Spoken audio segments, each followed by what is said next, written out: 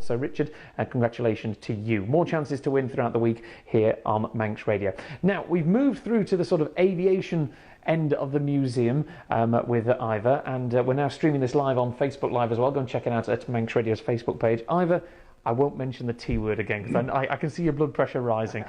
Yeah, it's not a tank, it's a self-propelled gun.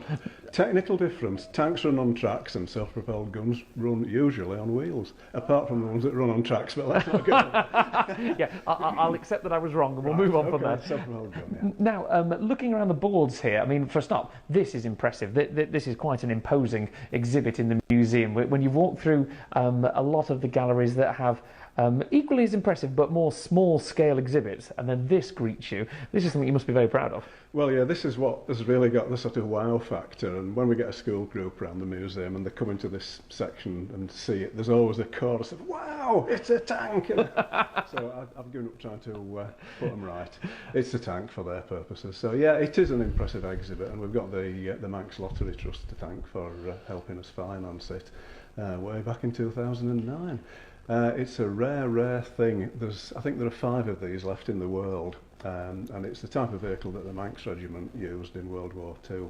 The Manx Regiment was the local territorial unit before the war, and they fought all the way through World War II, ended up as the highest scoring anti-aircraft unit of all the Allied forces. Wow! Not a lot of people know that. So it's really something to be proud of, even though war is not anything to be proud of really, but these guys did a really good job.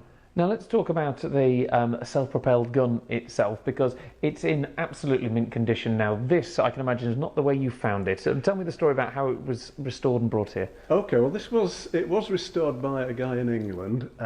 He restored it with not a lot of information, so there were quite a lot of detailed things wrong with it when we got it. I'd been looking around for one for a long time because it was one of the key pieces of equipment that the Manx Regiment used, and we finally found one for sale on a website, and duly went and bought it. So I sort of revamped it really, to get it more accurate, and it's, I would say, about 95% right now. It's just more or less as it looked on D-Day. And the late Colonel Milcreast, who was one of the commanding officers of the Manx Regiment, was quite made up with this when he saw it, because I rode on one of these onto the Normandy beaches on, I think it was the 8th of June 1944, a couple of days after D-Day. And I mean, the work that goes into providing exhibits like this, we've talked about how this museum is free to enter, and you rely on donations and support from people like the Manx Lottery Trust and volunteers. I mean, how many volunteer man hours goes into putting this together? And where do you guys find the time? Well, I could probably answer that very accurately because I did all of it. I never thought to keep a tally. It actually took me 3 months, from January to March 2009. It's a figment of growing old, I suppose. You lose track of the days. But yeah, it was 3 months solid work virtually every day. So however many hours there are in 3 months, that's what it took me. What sort of projects are you looking towards for the future? Because there is a new exhibit that's right outside the front door that's very impressive. I mean, you must still have ideas brimming up as to what you'd like to do with the museum. Oh, there are so many things. The thing that we really need is more space. We've completely run out of room now.